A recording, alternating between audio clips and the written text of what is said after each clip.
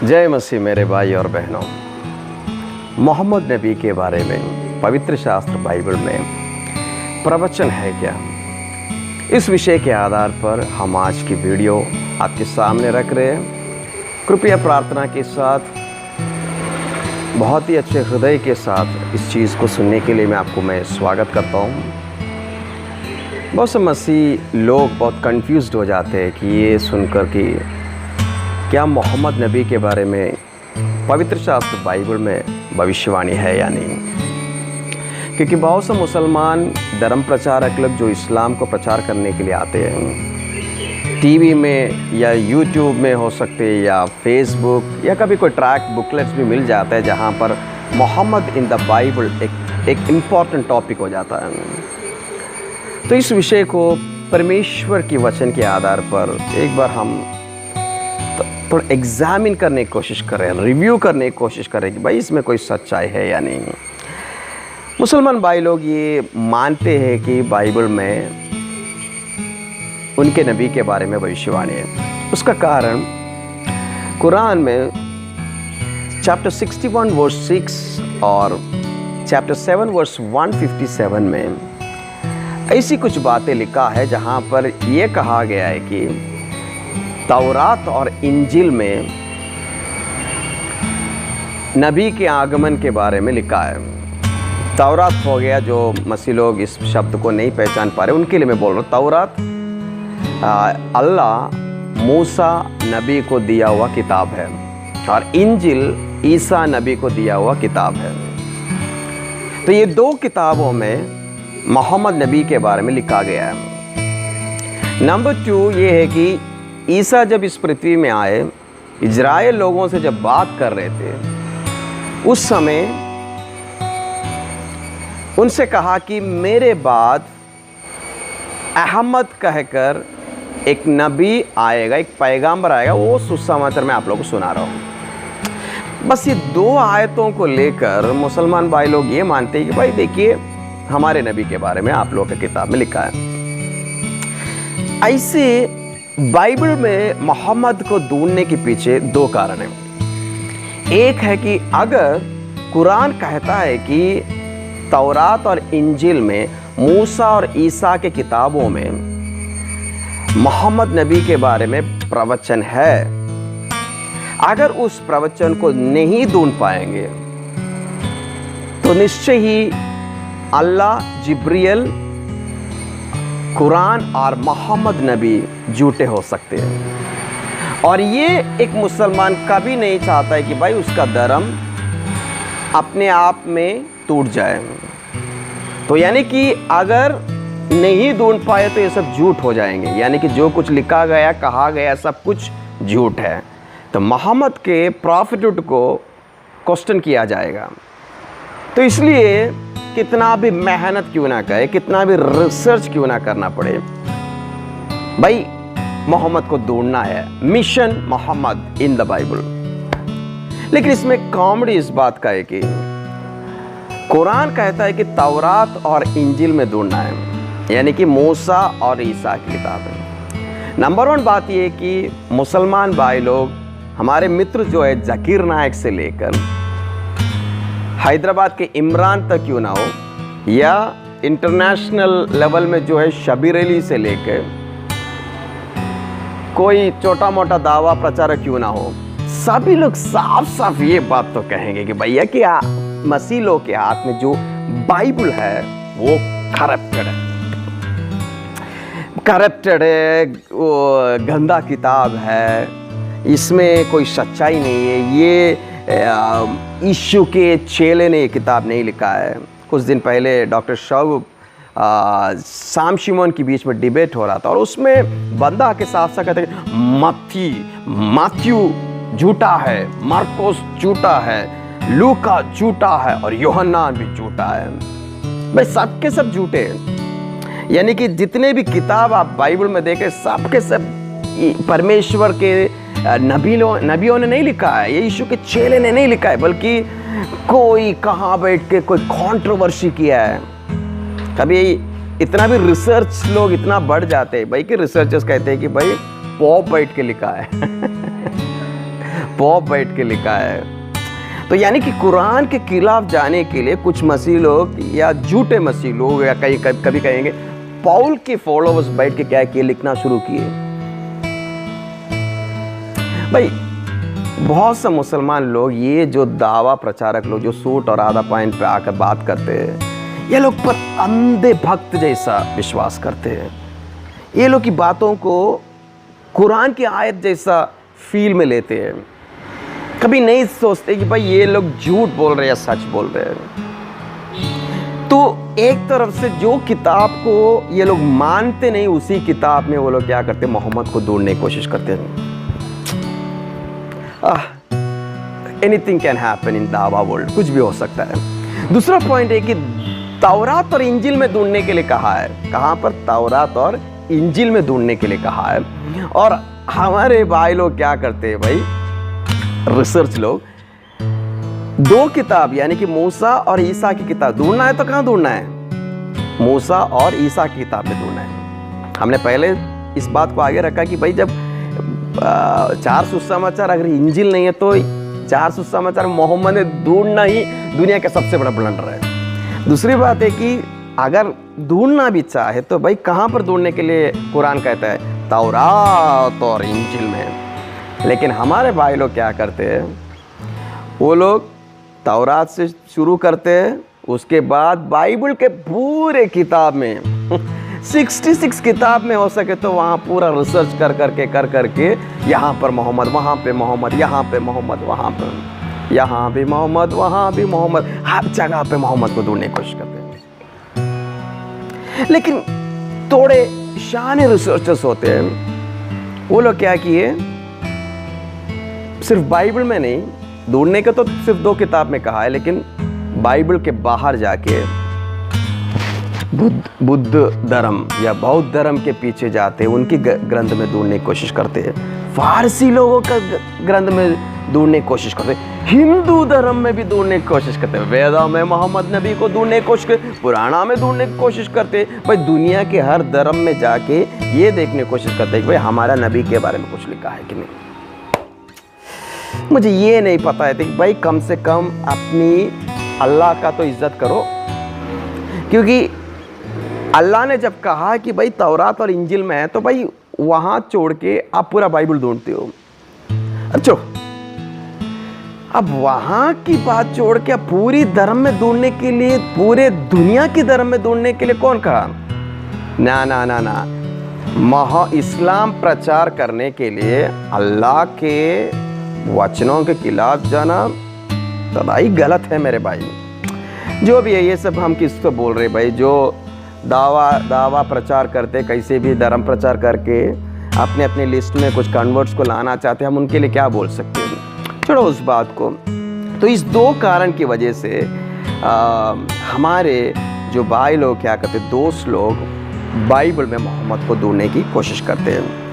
लेकिन जो ढूंढने वाले कुछ भी ढूंढ सकते हैं, अभी बोलने वाले कुछ भी बोल सकते हैं कि नहीं, क्योंकि इस्कॉन के जो धर्म गुरु थे श्रीला प्रभुपादा, अब YouTube में आप मारेंगे कि कंफर्टर श्रीला प्रभुपादा है तो भाई वो इस्कॉन के भक्त लोग कहेंगे कि भाई हमारे गुरु, हमारे जो आध्यात्मिक जो चलाने वाला, हमारा जो सबसे श्रेष्ठ कृष्णा के बारे में बताने वाला, उनके बारे में यीशु ने कहा है।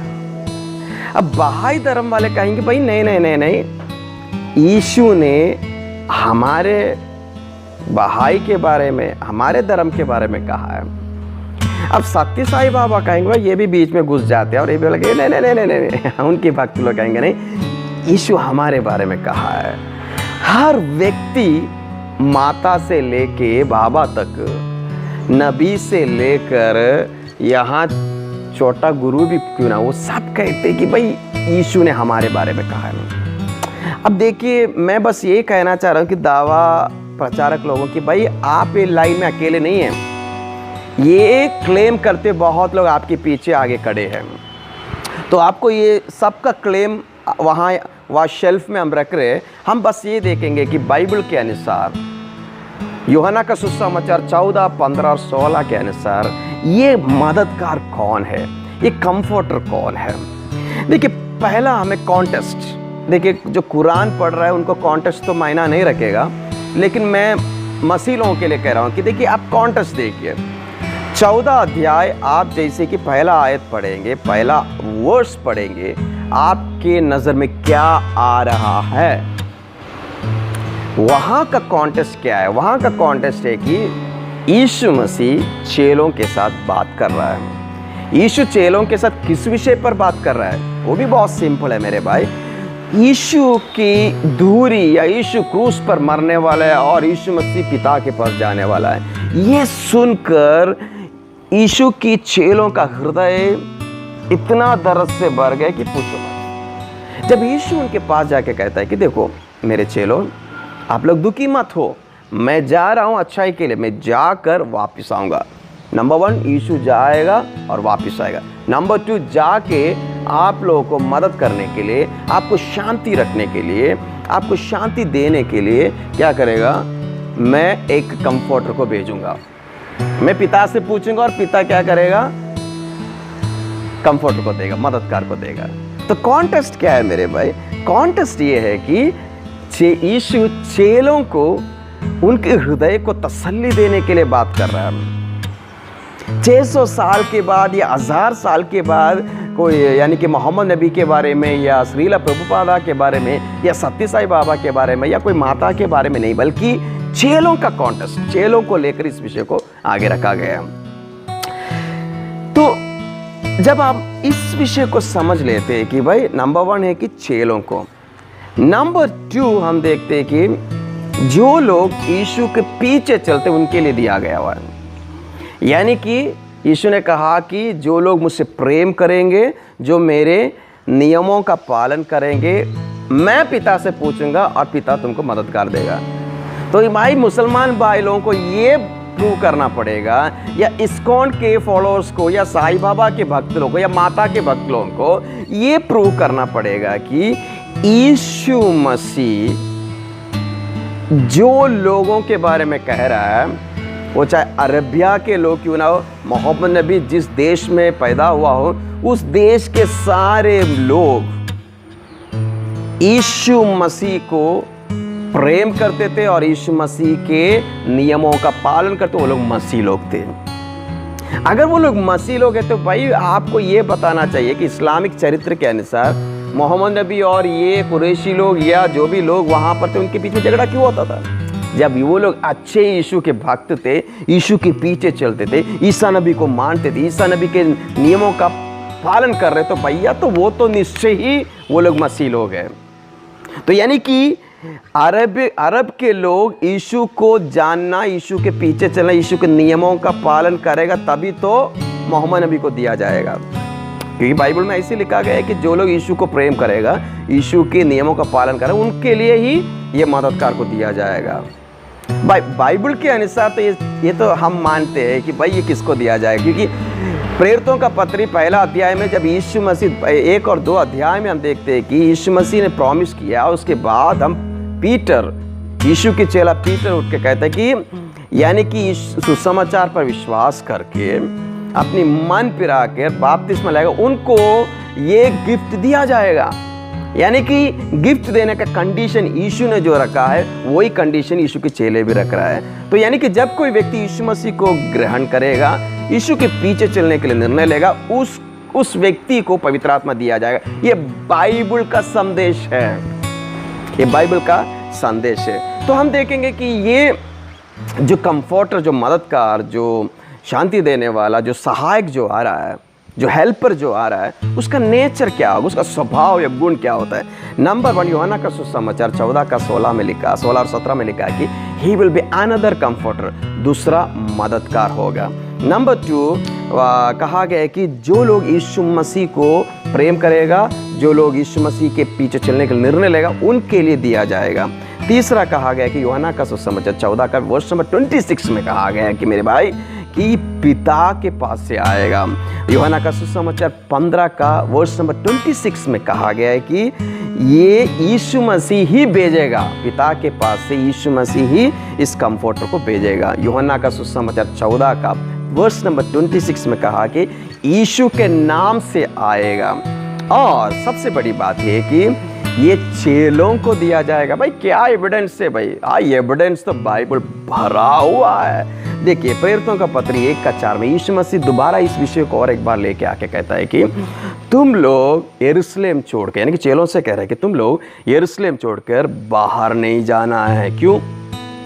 क्योंकि जो पिता ने प्रॉमिस किया है वो गिफ्ट पाने तक तुम लोग यहाँ पर वेट करो। वो गिफ्ट क्या था? वो तो कंफर्टर के बारे में था, मददगार के बारे में था, हेल्पर के बारे में था, सहायक के बारे में था। वो गिफ्ट मिलने तक यरूशलेम में रहने के लिए यीशु मसीह ने कहा।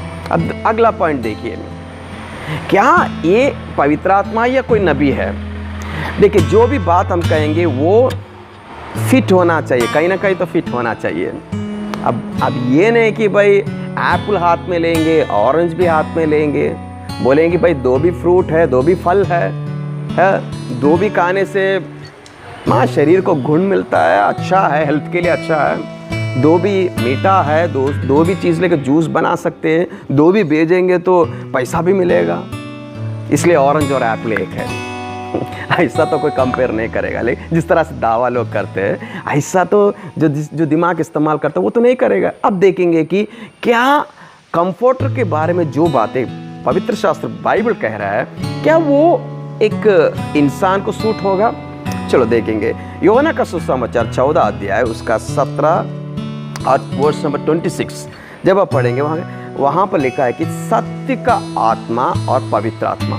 ये जो टर्म जो यूज़ किया है बाइबल में, इस शब्द को बार इस्तेमाल किया है वो पवित्र आत्मा को बताने के लिए, पवित्र आत्मा को दिखाने के लिए। बहुत सी आयतें पुराना नियम में भी आप देख सकते हैं, सुसमाचार में भी देख सकते हैं, प्रेरितों का काम में देख सकते हैं, और आपको पूरे लेटर्स चर्च को जो लिखा गया उसमें और प्रकाशित हुआ गया, हर जगह पे आप देख सकते। पवित्र आत्मा का मतलब हो गया कि परमेश्वर की ओर से हुआ, निश्चित परमेश्वर ही है वो। Okay, the Holi spirit is God, परमेश्वर ही है वो। दूसरा देखिए यूहन्ना का सुसमाचार 14 का 17 आयत में लिखा है कि दुनिया उसको स्वीकार नहीं कर पाएगा, देख नहीं पाएगा, ओके, देख नहीं पाएगा और स्वीकार भी नहीं कर पाएगा। यानी कि इंसान को तो सब देख सकते हैं, मोहम्मद नबी को भी सबने देखा है, मुझे भी देखा है, हर इंसान को हर व्यक्ति देख सकता है, लेकिन आत्मा को कोई नहीं देख सकता है। भाई इंसान अपनी आंखों से नहीं देख सकता है परमेश्वर को। बाइबल कहता है कि परमेश्वर आत्मा है, तो आत्मा को कोई अपनी आंखों से नहीं देख सकता है। अब कुछ मुसलमान भाई लोग क्या करते हैं कि भाई इसको वहाँ यहाँ से थोड़ा चौपट उपट करके उसको कुछ नहीं, उसका मतलब है कि स्वीकार नहीं करना। नहीं, ये बात आप मत बताइए भैया। आप देखिए जो दावा क्लास में आके ट्रेनिंग के लिए बैठे उसको बेवकूफ़ बनाइए, लेकिन बाइबल जो जानता है उसको मत बनाइए, क्योंकि जो सच से प्रेम करता है उनको दिल बहुत दुखता है भाई इतना ब्लंडर सुन के। क्योंकि अगर इस बात को आप लोग के जैसा प्रश्न कर रहा है तो भाई आप प्रॉब्लम में पड़ जाएंगे, क्योंकि यीशु ने कहा कि दुनिया उसको स्वीकार नहीं करेगा, ना ही उसको देख पाएगा। क्यों? क्योंकि वो अदृश्य है। लेकिन यीशु कहेगा आप लोग, ओके, आप लोग, बट यू विल नो, आप लोग जानेंगे कैसे? क्योंकि वो आपके अंदर वास कर रहा है। यानी कि मैं हवा को नहीं देख पा रहा हूं, लेकिन मैं महसूस कर रहा हूं। जब मैं फैन डालता हूं, जब हवा मुझे टच करता, मुझे फील हो रहा है। मैं बहुत चीज़ों को देख नहीं पा रहा हूं, लेकिन भाई महसूस करता हूं। बहुत चीज़ें, चाहे बीमारी क्यों ना हमारी अंदर है, लेकिन जब उसका रिजल्ट आता तो हम कहते महसूस करते हैं। उसी तरह परमेश्वर की आत्मा को आंखों से कोई देख नहीं सकता है, लेकिन वो हमारे अंदर, यानी कि जब यीशु को विश्वास करने वाले लोगों के अंदर जब वो रहेगा, वो महसूस वो लोग करेंगे। ये यीशु मसीह ने कहा। और 14 का 16 में लिखा है कि यीशु चेलों से कहते ये आप लोग के साथ सदा के लिए रहेगा, फॉर एवर। तो ये कोई इंसान तो किसी के साथ सदा के लिए नहीं रह सकता है। भाई हम किसी के गले में हाथ डाल के कह सकते हैं ये दोस्ती हम नहीं तोड़ेंगे, सातों जन्म का ये सब हम कह सकते हैं, लेकिन हम जानते हैं कि भाई हर इंसान हर दूसरे इंसान के साथ सदा के लिए 24/7 सदा के लिए नहीं रह सकता है। एक समय के बाद उसका मृत्यु हो जाएगा, वो अपना दुनिया में चले जाएगा, लेकिन फिर भी हम अकेले पड़ जाएंगे। हम भी कुछ दिन किसी के साथ रहेंगे, फिर भी हमारा मृत्यु हो जाएगा, हम उनको छोड़कर चले जाएंगे। यानी कि एक इंसान को बताने के लिए ये शब्द का इस्तेमाल नहीं किया जा सकता है। अब हम देखेंगे कि ये कंफर्टर या मददगार का मिशन क्या होता है। यूहन्ना का सुसमाचार 16 अध्याय उसका 7वां आयत में कहता है कि कंफर्टर यानी कि मदद करने वाला, आश्वास देने वाला, शांति देने वाला, कंफर्ट करने वाला है। क्योंकि चेले लोग दुखी है। अब चेले जब दुखी है तो भाई उनके पास आके डराने के लिए नहीं, बल्कि उनका दिल को तसल्ली देने के लिए आएगा। नंबर 1। नंबर 2 कह रहा है कि यूहन्ना का सुसमाचार 16 का 8 में लिखा है कि वो पाप के बारे में, नीति के बारे में और जजमेंट के बारे में लोगों को बताएगा। यूहन्ना का सुसमाचार 16 का 13 में लिखा है कि पूरे सच्चाई की ओर लेके जाएगा, पूरे सच्चाई की ओर लेके जाएगा, सिखाएगा, उसमें बने रखेगा।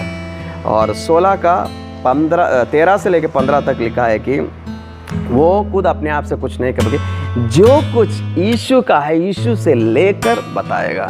यीशु की शिक्षा को ही प्रचार करेगा, यीशु की शिक्षा को ही प्रचार करेगा।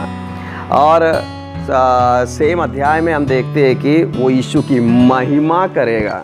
भाई अल्लाह का नहीं, रामा का नहीं, कृष्णा का नहीं, बल्कि इसका जो मददगार है उसका सिर्फ एक ही उद्देश्य है कि यीशु की शिक्षा को प्रचार करना और यीशु को महिमा देना। और आखिरी पॉइंट ये कहा गया है कि यीशु के बारे में गवाही देना। भाई बीच बीच में नहीं, लेकिन पूरा यीशु के बारे में बोलेगा।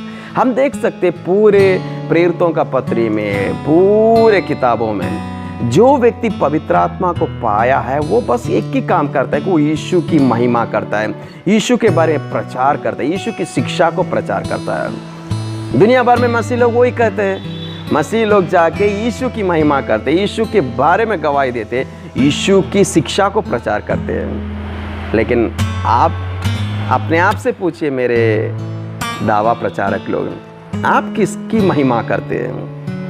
आप किसकी प्रचार करते हैं? सोचिए सोचिए सोचिए, शायद सोचने में क्या है, पैसा खर्च तो नहीं होगा ना कुछ भी। अब हम देखेंगे कि भाई मोहम्मद नबी को कंफर्टर हम क्यों नहीं मानते हैं। नंबर 1 कारण है कि परमेश्वर का वचन कहता है कि वो अनदर कंफर्टर होगा, यानी कि दूसरा मददगार होगा। यानी कि दूसरे का मतलब है कि द सेम गुण जो होता है, जो स्वभाव गुण जो कहते हैं, वो सेम गुण होगा उसी में भी। अब हम मानते हैं कि यीशु मसीह परमेश्वर है और पवित्र आत्मा भी परमेश्वर है। जो कार्य यीशु मसीह ने चेलों के साथ करने के लिए आया वही कार्य पवित्र आत्मा भी करेगा। और हम मानते हैं कि भाई कि यीशु के जैसा कोई नहीं है। मेरे मुसलमान भाई लोग, दुख नहीं होना, लेकिन हमें ये बोलने में भी खुशी है कि भाई यीशु के जैसा कोई नहीं है। वो चाहे मोहम्मद भी क्यों ना हो, अल्लाह भी क्यों ना हो, कृष्णा भी क्यों ना हो, रामा भी क्यों ना हो, दुनिया की बहुत कितने भी बड़े अच्छे लोग भी क्यों ना हो, सब लोग। लेकिन हम मानते हैं कि भाई बाइबल के आधार पर कि यीशु जैसा कोई नहीं है। जब आप कुरान पढ़ेंगे, कुरान के दृष्टिकोण से देखेंगे, तब भी आपको ये बात समझ में आएगा कि ईसा और मोहम्मद को कंपेयर करेगा तो तभी भी ईसा ही एक स्टेप आगे रहेगा। एक नहीं भाई 10 स्टेप आगे रहेगा। 10 भी बोलना कम है भाई, 100,000 स्टेप आगे रहेगा। क्योंकि कुरान के नज़रिए से देखेगा तो भी मोहम्मद और ईसा इक्वल नहीं है। बाइबल के आधार पर देखेगा तो भी मोहम्मद और जीसस एक जैसा नहीं, बल्कि उनमें कोई इक्वालिटी नहीं है। आप देखिए, मुझे बहुत ही कॉमेडी इस बात का आता है कि कुछ साल पहले की बात है, कुछ मेरे हाथ में एक किताब मिला था, अहमद दीदात का था, जहाँ पर वो माइकल एच हार्ट का किताब लेके बता रहे, देखो माइकल एच हार्ट कह रहा है कि देखो मोहम्मद नंबर 1। जब कोई कोई मसीह या कोई क्रिश्चियन मुसलमान से या दावा लोगों से बोलते हैं कि भाई चलो भाई हम एक डिबेट करेंगे कि कौन ग्रेट है, तो जब उस समय मुसलमान भाई लोग कहेंगे नहीं नहीं नहीं नहीं नहीं नहीं, देखिए भैया ऐसा नहीं कहना चाहिए, हमारे इस्लाम में ये सिखाया जाता है कि नबियों के बीच में कोई अलग अलग या दृष्टिकोण से नहीं देखने, बल्कि वो लोग एक ही है। लेकिन जब उनको कोई नंबर मिल जाता भाई मारने का कि मोहम्मद को कहीं कोई व्यक्ति कहाँ बैठ के बोला कि मोहम्मद इज़ ग्रेट, तो क्या करो फ्री में प्रिंट करके माइकल चार्ट का किताब बेच रहे हो। लेकिन आप कंपैरिजन कहाँ से करेंगे मेरे भाई? अब गांधी बहुत कुछ बोला होगा, विवेकानंद स्वामी बहुत कुछ बोला होगा, दुनिया में बहुत लोग यीशु मसीह के बारे में बोला है, लेकिन हम लोग क्या करते, धर्म ग्रंथ के आधार पर इसको कंपेयर करते। भाई कंपेयर करो कुरान के आधार पर, हदीस के आधार पर और बाइबल के आधार पर। जहाँ भी इक्वालिटी देखकर कैसे भी देखिए यीशु मसीह का जैसा मोहम्मद नहीं है। अब दूसरी बात देखिए, कंफर्टर वर्ड को कुछ मुसलमान रिसर्चर लोग जो इस्लामिक रिसर्च लोग होते हैं वो लोग कहते हैं कि नहीं पैराक्लिटोस नहीं, उसको पेरिक्लिटोस होना चाहिए, तो वो होना चाहिए था, ग्रीक में ऐसा आना चाहिए था, यीशु ने अरमिया भाषा में ऐसा कहा होगा। भाई एविडेंस कुछ नहीं, भाई कहानी बताते हो। अगर आपके हाथ में यीशु का असली इंजिल है तो भाई वो लेके आके बताइए, देखिए भैया यहाँ पर ऐसा लिखता है, तो आपके पास तो कुछ है ही नहीं है।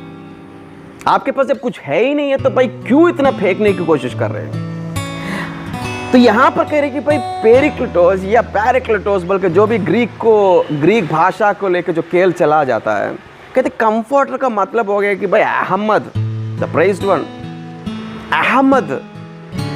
तो मैं पूछ रहा हूं कि भाई यीशु मसीह ने खुद कहा कि अनदर कंफर्टर, तो हम देखेंगे भाई कुछ देर के लिए आप लोग का बात ही ले लेंगे।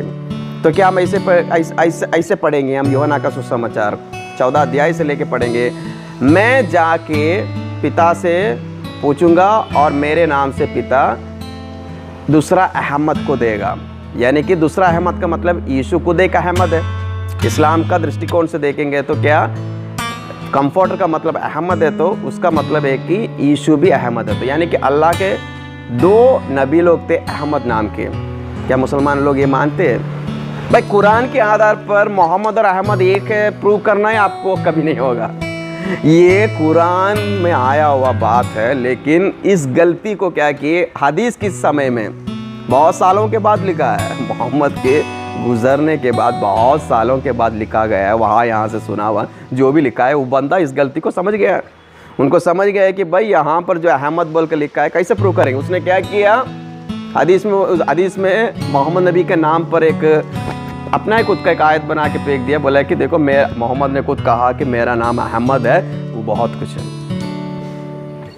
कुरान में तो नहीं कहा है, कुरान से प्रूव नहीं कर सकते कि भाई कि, क्योंकि कुरान में जो भी लिखा है कुरान, उसमें मोहम्मद नबी के बारे में उतना सीरियस नहीं था। वो 4-5 बार आप नाम देख सकते हैं, उसमें भी वो नाम इस व्यक्ति को सूट कर रहा है वो भी नहीं बोल सकते। और बाकी जितने भी आयत लाएंगे मुसलमान भाई लोग, ये आयतें सब भी वो ये नहीं प्रूव कर पाएंगे भाई ये मोहम्मद नबी के बारे में कहा गया है।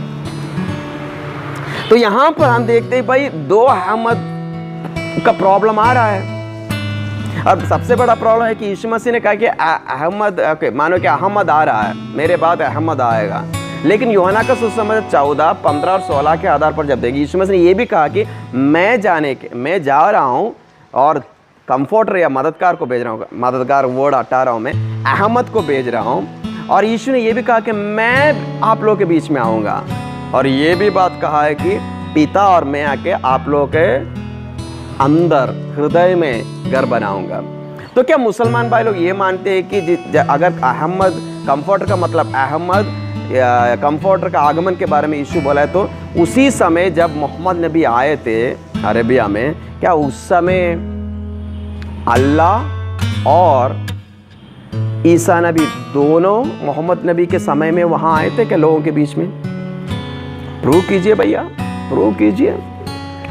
दूसरा पॉइंट देखिए, comforter comes from the father. Comforter कहाँ से आएगा, यानी कि अहमद कहाँ से आएगा, मददगार कहाँ से आएगा? परमेश्वर का वचन यूहन्ना का सुसमाचार में साफ साफ लिखा है कि ये पिता परमेश्वर के पास से आएगा, पिता परमेश्वर के पास से। तो क्या मुसलमान भाई लोग मानते हैं कि अल्लाह पिता है? कुरान तो उसको रिजेक्ट करता है, मुसलमान भाई लोग मानते भी नहीं हैं। तो यानी कि जो परमेश्वर कंफर्टर को भेजा है, मददगार को भेजा है, वो कौन है? पवित्र आत्मा को जो भेजा है वो कौन है? वो तो निश्चय ही पिता परमेश्वर है। लेकिन कुरान कहता है कि भाई अल्लाह पिता नहीं है, ना ही अल्लाह को कोई बच्चे हैं। तो यानी कि भेजने वाला कौन है? पिता है। लेकिन कुरान के आधार पर ही ये मोहम्मद कंफर्टर नहीं है कह के प्रूव हो रहा है। तीसरा पॉइंट देखिए भैया, कंफर्टर को कौन भेजेगा? यीशु मसीह भेजेगा। यीशु मसीह पिता के पास से भेजेगा। भेजने वाला कौन है? यीशु मसीह। अब मोहम्मद नबी को कौन भेजा है? मुसलमान भाई लोग सब लोग स्ट्राइट होकर कहेंगे कि अल्लाह ने भेजा है। अब देखिए मेरे मुसलमान भाइयों कि आपके दावा लोग रिसर्च कर करके शिर्क शिर्क शिर्क शिर्क, यानी कि वो लोग आपके जो पंडित लोग, ज्ञानी लोग, जो जाकिर नायक से लेके केरल के एम अकबर साहिब तक जितने भी लोग हैं, वो लोग क्या कर रहे हैं? आपको गलत रास्ते पे लेके जा रहे हैं। अभी देखिए यहाँ पर अल्लाह के साथ साथ यीशु को भी खुदा बना दिए। आप पूछेंगे कैसे? अरे बताइए, बहुत सा पॉइंट आगे पढ़ा हुआ है। देखिए भैया, वहां पर कहा गया है कि कंफर्टर को कौन भेजेगा? कंफर्टर को यीशु मसीह भेजेगा। मोहम्मद नबी को कौन भेजा है? मोहम्मद नबी को अल्लाह ने भेजा है कहकर मुसलमान लोग विश्वास करते हैं। तो अब यीशु मसीह कौन हो गया? दावा लोग क्या कर रहे हैं? यीशु को अल्लाह बना दीजिए।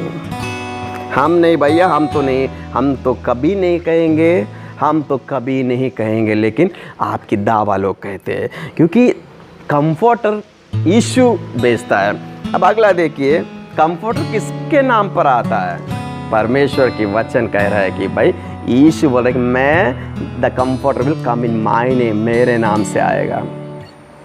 अब मुसलमान भाई लोग मानते हैं कि मोहम्मद नबी अल्लाह के नाम से आया है। तो क्या अल्लाह और यीशु एक है? हम तो नहीं कहते भैया, लेकिन आपका जाकिर नायक कहता है, आप लोग का रिसर्च सेंटर ये कहता है।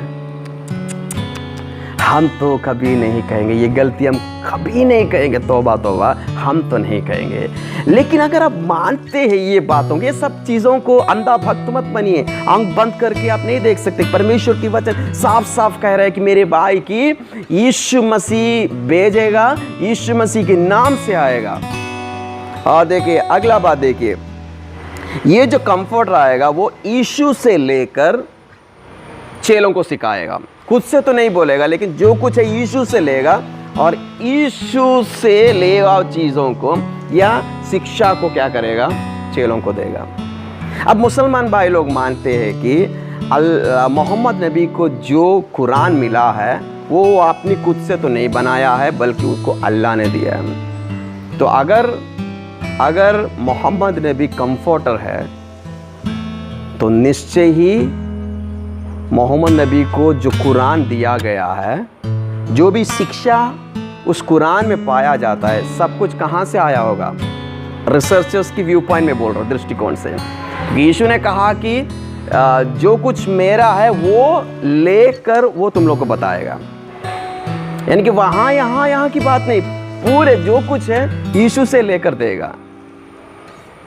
तो उस हिसाब में देखेंगे तो मेरे भाई, मोहम्मद नबी को कुरान किसने दिया है? यीशु ने दिया है। तो यीशु कौन है? खुदा है। हाँ भाई, हमारे मसीह लोग तो नहीं कहेंगे, लेकिन मुसलमान रिसर्च सेंटर लोगों की दृष्टिकोण से यही स्थापित होता है मेरे भाई।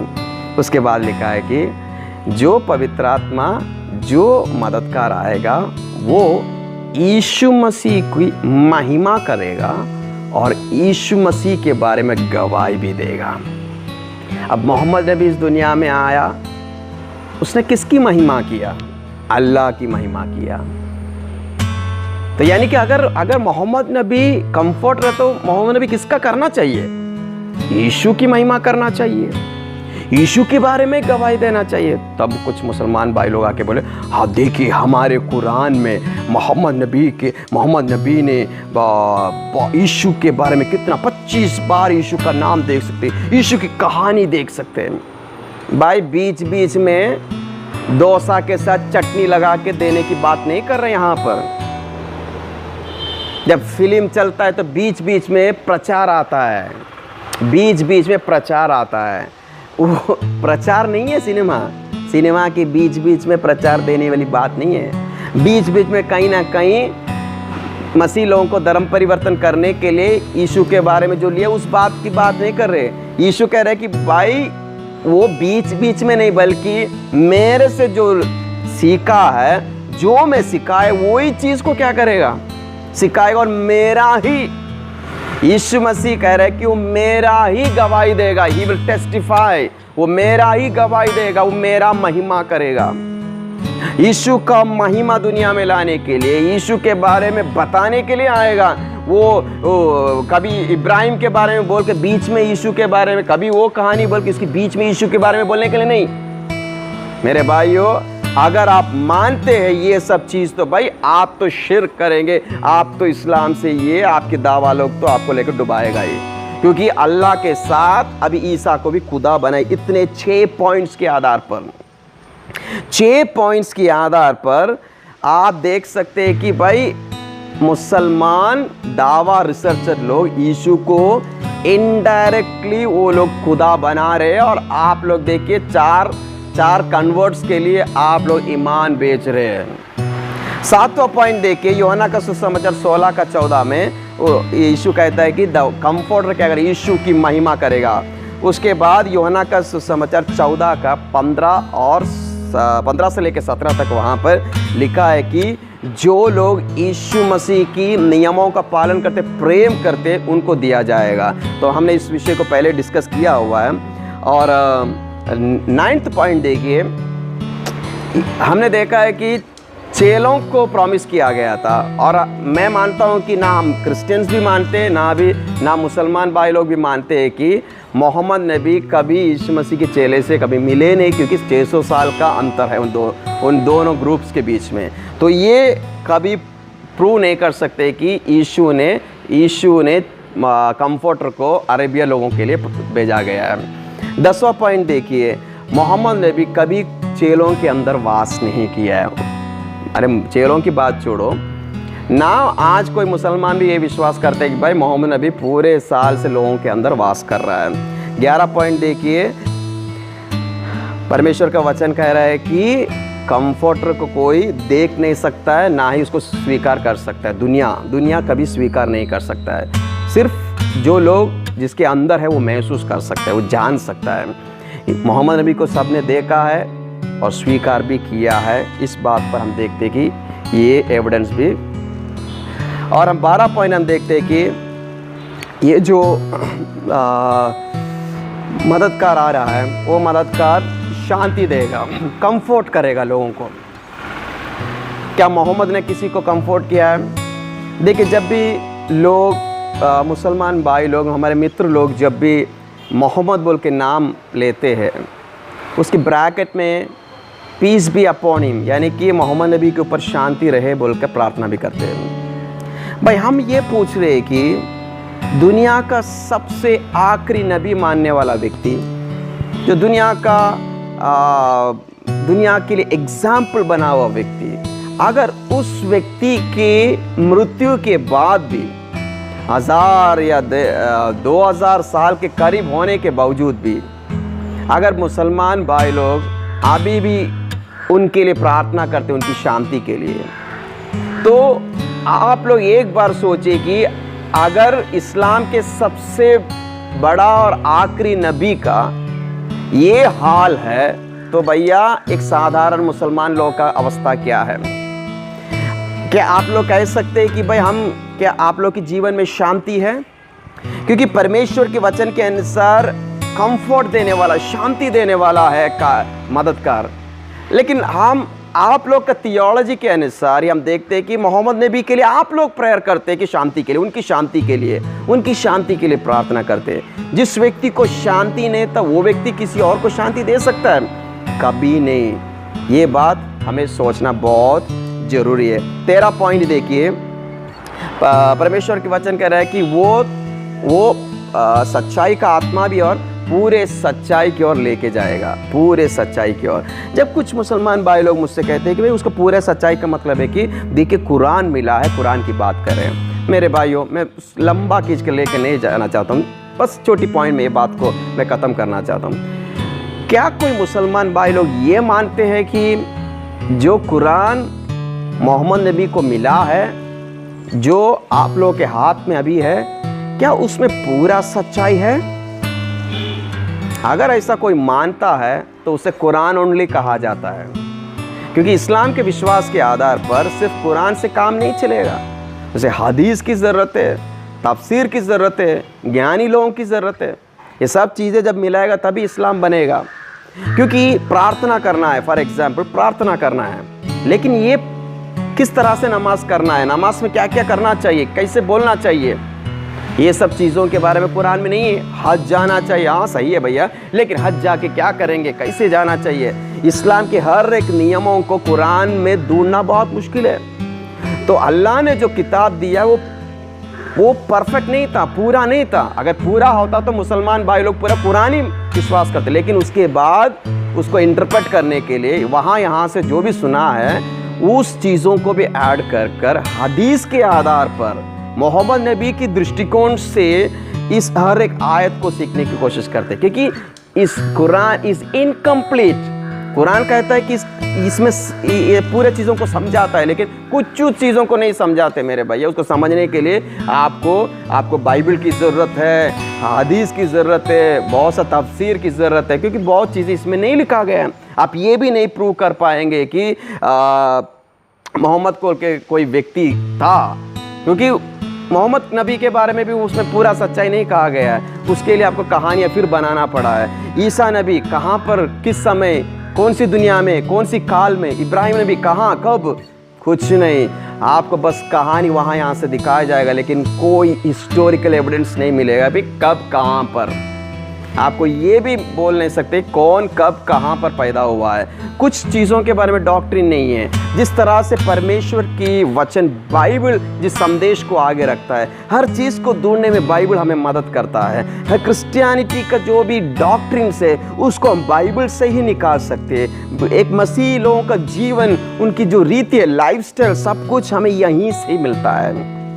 तो यानी कि परमेश्वर की आत्मा, पवित्र आत्मा जब कंफर्ट रहकर चेलों को पूरी सच्चाई में लेके गया, और चेले ने वही चीज़ों को क्या किया। सुसमाचार में यीशु मसीह के बारे में लिखा गया भाई, पूरा 4 सुसमाचार यीशु की महिमा के लिए, यीशु की शिक्षा।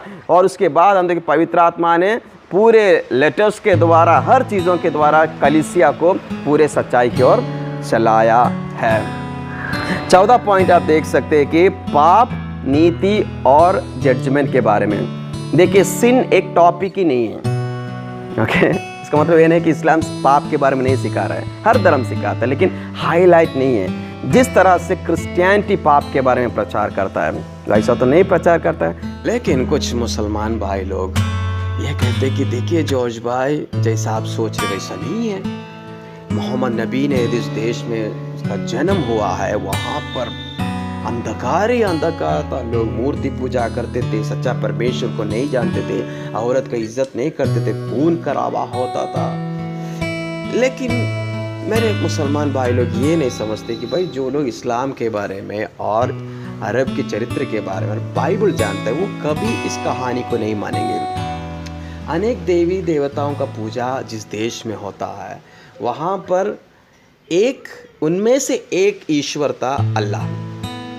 बाकी सब देवी देवताओं को नाश करके, मूर्तियां तोड़ फोड़ करके, उसमें से अल्लाह को सुप्रीम गॉड बनाया जाता है। तो मेरा प्रश्न है कि अगर भारत में कल कोई बंदा आके खुद कहेगा कि मैं एक नबी हूँ, और कहेगा कि बाकी सब भगवान, चाहे वो अल्लाह हो या जीसस हो या कृष्णा हो, राम हो, सब के सब गलत है, सिर्फ काली माता ही सच्चा परमेश्वर है, वो ही एक परमेश्वर है।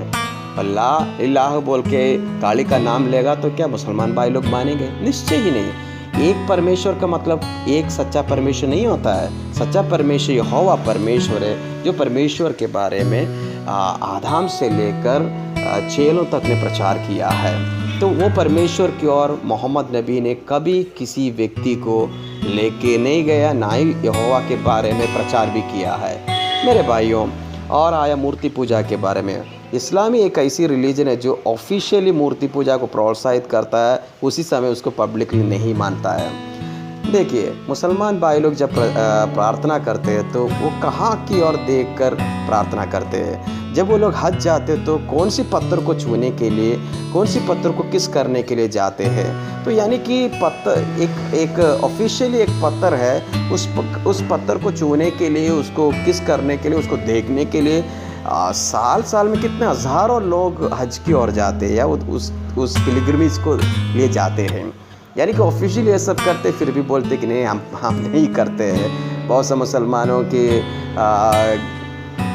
घरों में हम देखते हैं कि मस्जिद का फ़ोटो होता है, कभी कुछ लोग होते कि भाई कब्र पूजा करते हैं। तो ये सब चीज़ें तो हम देखते हैं जिस तरह से हर धर्म में होता है, इवन क्रिश्चियंस के बीच में भी होता है, उसी तरह से मूर्ति पूजा देखते हैं। लेकिन इस्लाम एक ऐसा है कि जो ऑफिशियली काला पत्थर को और उसको देखकर नमाज करते हैं, उसको छूते हैं, उसको किस करते हैं और बोलते हैं कि हम मूर्ति पूजा नहीं करते हैं। और जिस तरह से औरत की बात करते हैं मेरे भाइयों, कुरान पढ़िए एक बार, आपको पता चल जाएगा कि यानी कि स्त्री या औरत को इस्लाम क्या पोजीशन देता है। जिस तरह से मुसलमान भाई लोग कहते हैं कि मोहम्मद नबी से पहले उस देश में औरत को कोई इज़्ज़त नहीं था, गलत बात है। अगर इज़्ज़त नहीं था तो मोहम्मद नबी का पहला पत्नी खदीजा खुद एक अपना एक बिज़नेस चलाती थी, खुद एक अपनी पैरों पर खड़े होकर परिवार चलाती थी। ये कैसा संभव है? ये सब तो इस्लाम को थोड़ा बूस्ट करने के लिए ऐसी कहानियाँ बनाया जाता है, लेकिन सच्चाई में वो नहीं। खून खराबे की बात करते तो पहले भी खून खराबा था, लूटना, एक दूसरे को मारना, वो इस्लाम के बाद मोहम्मद के समय में भी था और मोहम्मद नबी के बाद भी आज भी दुनिया भर में मुसलमान लोग वही काम करते हैं। तो यानी कि ये सब चीज़ हम देख सकते हैं, हर चीज़ों को भी हम देख सकते हैं। पाप के बारे में उतना सोचने हैं जितना बाइबल सिखाता है। बस एक रेप करना, वो सब चीज़ों से तो ज़्यादा बस यही इसी बात पर मुसलमान भाई लोग को थोड़ा तकलीफ़ होता है कि भाई अल्लाह के साथ किसी पार्टनर को लगाना। अब आज हमने देखा कि दावा लोगों ने यीशु मसीह को खुद अल्लाह के स्थान या अल्लाह बना दिया गया, तो शिर्क तो खुद ही करते हैं, दूसरों को बताते भी हैं। और परमेश्वर की जिस तरह से मसीह भाई लोग जिस तरह से पाप के बारे में प्रचार करते हैं, जजमेंट के बारे में प्रचार करते हैं, एक इंसान के जीवन में जब पवित्र आत्मा उसको पाप के बारे में सोच लाता है, विचार लाता है और उससे परिवर्तन करता है, परमेश्वर की ओर लेके आता है और परमेश्वर को पिता कहने का, यानी कि परमेश्वर के वचन कह रहे हैं कि जो आत्मा हमारे अंदर है, पुत्र का आत्मा, पुत्र की आत्मा के द्वारा ही परमेश्वर पिता को पिता अब्बा पिता बुलाने का एक अधिकार मिलता है। तो ये कुछ भी हम इस्लाम में नहीं देखते। परमेश्वर के साथ अल्लाह से प्रेम करना, अल्लाह और विश्वासियों के बीच में एक पिता और बच्चों का समान का रिश्ता कुछ नहीं है। तो ये कुछ भी हम इस्लाम में नहीं देखते। आखिरी बात देखते हैं, पॉइंट नंबर 15 है कि यीशु मसीह ने जो शिक्षा दिया है उस शिक्षा को हम इस्लाम में नहीं देखते। ये पहली बात यह है कि जिस तरह से 4 सुसमाचार यीशु मसीह के बारे में कहता है, यीशु मसीह कौन है, यीशु मसीह क्यों आया, ये सब चीज़ों के बारे में कुरान में नहीं देख सकते। जो यीशु मसीह को बाइबल परिचय करवाते हैं उससे अलग एक कैरेक्टर हम कुरान में देखते हैं मेरे भाइयों। और हमें यीशु मसीह की शिक्षा नहीं मिलता है, और खुद मोहम्मद नबी के बारे में कुरान कुछ नहीं कहता है, कुछ भी साफ साफ हमें नहीं समझाता है। तो फिर यीशु मसीह के बारे में हम कहाँ से मिलेगा? तो यीशु मसीह की शिक्षा कुछ भी हमें कुरान से सही तरह से नहीं मिलता। लेकिन पवित्र शास्त्र बाइबल 4 सुसमाचार यीशु मसीह के बारे में बहुत कुछ बताता है। यीशु मसीह की शिक्षा आपको सिर्फ नया नियम से ही मिलता है। मेरे भाई और बहनों, जितना भी हम इस्लाम प्रचार करने के लिए झूठ के सहारे लेते हैं, लेकिन पवित्र शास्त्र बाइबल के अनुसार और इस्लाम के दृष्टिकोण से देखते हैं कि मोहम्मद नबी कंफर्टर नहीं है। आप लोग इस बात को प्यार से समझिए मेरे भाई।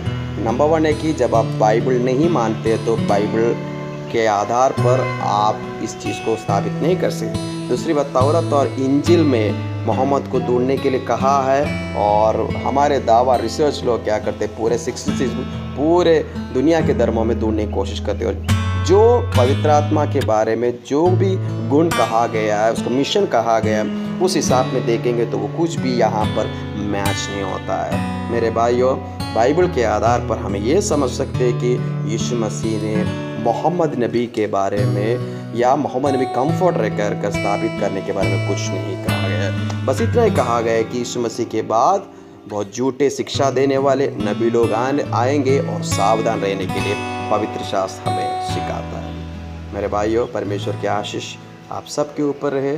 सच्चा परमेश्वर को जानने के लिए परमेश्वर आपको मदद करे। जय मसीह।